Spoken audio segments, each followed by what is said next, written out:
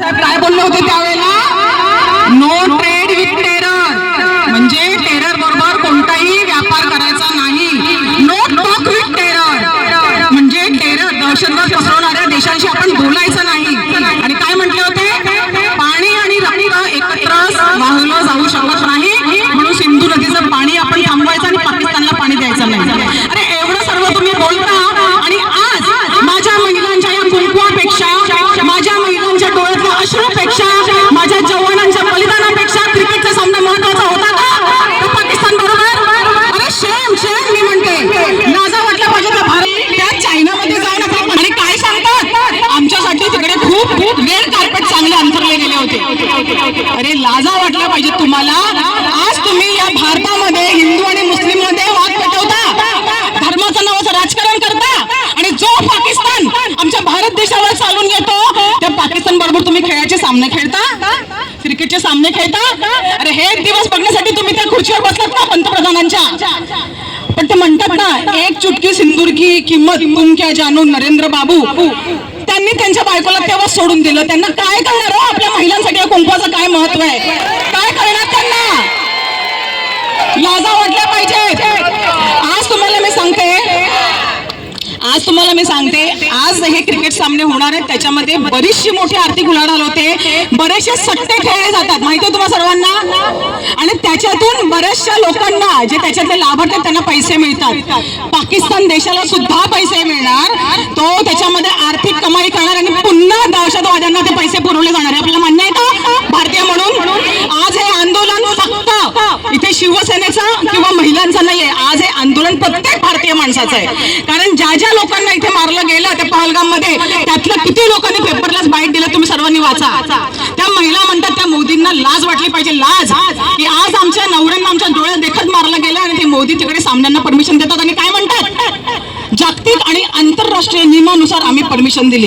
अरे हाय ना, माझ्या भारत देशापेक्षा आणि भारतीय नागरिकांपेक्षा कोणताच नियम मोठा असू शकत नाही. तुम्हाला काय वाटतंय? आपल्या भारतीयांपेक्षा आंतरराष्ट्रीय जागतिक नियम मोठे? अरे हा भारत देश जेव्हा लढत होता ना तेव्हा दुसरे देश नव्हते आले, माझे भारतीय बंधू, माझे जवान ते लढले. माझ्या भगिनीचे ज्यांचं कुंकू पुसलं गेलं त्यांना जाऊन विचारा की आजही त्यांना झोप नाही लागत, आजही स्वप्नात त्या बघतात की त्यांच्या मिस्टरांना कसं मारलं गेलंय. आणि हा दहशतवादी हल्ला पहिलाच झालाय का आपल्यावर पाकिस्तानाकडनं? वारंवार, म्हणजे काय, ह्यांनी वारंवार हल्ले करायचे, आपण वारंवार भारतीय म्हणजे आपलं मन एकदम भोळं, त्यांना मनाने आपण स्वीकारायचं, पुन्हा त्यांच्याबरोबर सामने खेळायचे, पुन्हा त्यांच्याबरोबर आपले बोलणे करायचे, आणि नंतर पुन्हा हे दहशतवादी असेच उभे राहणार आणि असेच आपल्या भारतीय बंधूंना मारणार आणि आपल्या भगिनींना सुद्धा मारणार. हे होऊ द्यायचं का आपल्याला? आणि आता हे काय म्हणतील, जे आता ज्यांच्या पोटात पेटके उठले असतील आपलं आंदोलन बघून, ते आता काय म्हणतील माहितीये का?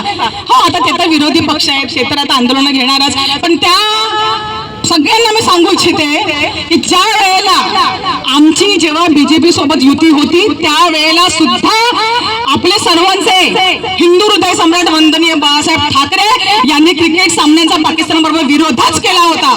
ज्या वेळेला मातोश्रीवरती जावेद मियादाद सामन्याची वकालत करायला गेलेला तेव्हा हिंदू हृदय सम्राट काय बोलले होते? चहा प्यायचा, चालू पडायचं, सामन्याची वकालत तिथे करायची नाही. त्या काश्मीरमध्ये आमच्या हिंदूचं रक्त सांडत असेल, भारतीयांचं रक्त सांडत असेल तर पाकिस्तान बरोबर क्रिकेटचे सामने खेळले जाणार नाहीत. दहशतवाद आणि क्रिकेटचा सामना एकत्र खेळला जाऊ शकत नाही. मग त्यावेळेला सुद्धा हिंदू हृदय सम्राटांनी विरोध केला होता आणि त्याचाच वारसा आम्हाला आहे. आज जे म्हणतात ना मिंदे शिंदे फिंदे, आम्ही बाळासाहेबांचे विचार सोबत घेऊन चालवत कुठे गेले होते?